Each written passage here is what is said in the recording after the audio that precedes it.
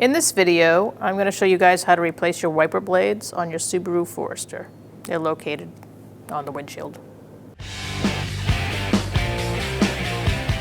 Alright, so first thing first, you would usually have, sometimes you have the same size and sometimes you have one smaller on the passenger side and one larger on the driver's side. In this case, that's true.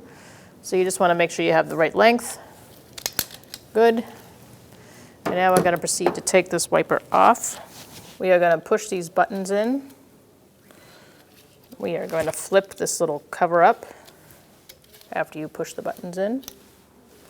Then you're going to pull down. And you're going to put that down. You're going to take your new wiper. You're going to feed it in. Snap it in. You're locked in, and then you can take your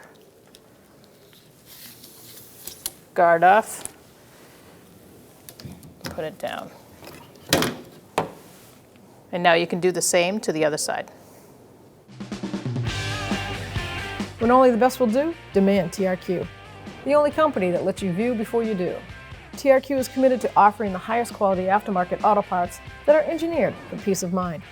Thanks for using and viewing with TRQ.